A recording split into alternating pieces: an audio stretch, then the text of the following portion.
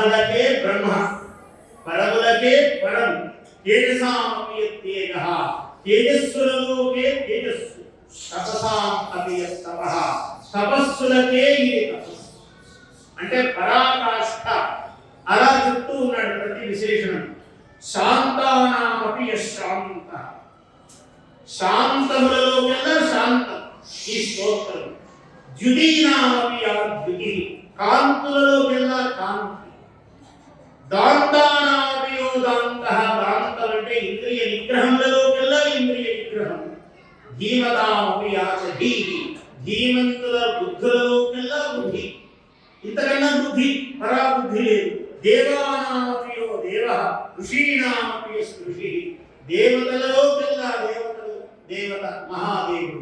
ఋషీణామపి యద్ ఋషి ఋషులలో కల్లా ఆయన ఋషి. యజ్ఞానామపి యజ్ఞః ఈ శివ సహస్రం చదివితే కోటి యజ్ఞములు చేసినంత ఫలం.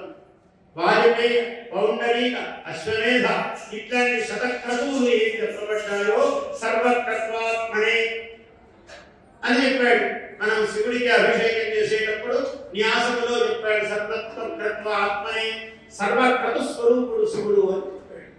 అలా రుద్రానామపి శివానాం అపి శివ రుద్రానామపి రుద్ర ప్రభవతామపి కాంతులలో కల్లా కాంతి. యోగినామపి యోగి కారణానాం చ కారణం యతో లోకాః సంభవంతి న భవంతి యతః పునః. లోకములన్నింటికీ పుట్టుక కారణం ఈ సహస్రనామం. సర్వభూతాత్మ భూతస్య హరస్య అమిత తేజసః అష్టోత్తర సహస్రంతు నామ్నాం శర్మస్య మే శృణు. నాయనా నేను ఇటువంటి సహస్రనామమును చెబుతున్నాను నీవు విను అని. స్థిరః స్థాణుః ప్రభుః భీమః ప్రవరః వరదః నరః వరః సర్వాత్మా సర్వవిఖ్యాతః సర్వః సర్వకలో భవః.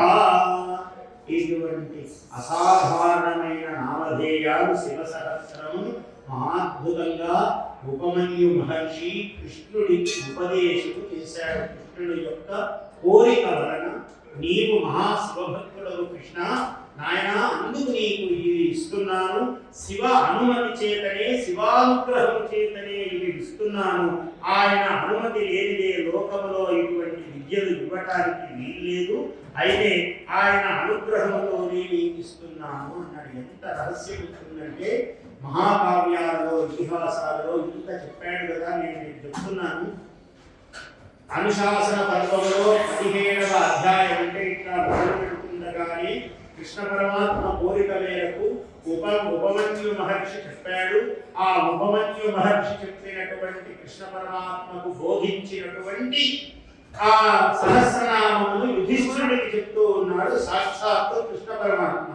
ఆయనే చెబుతున్నాడు, నాకు ఉపమన్యు మహర్షి ఈ మాటలు చెప్పాడు అని ప్రమాణీకరిస్తున్నాడు తాను చెబుతూ.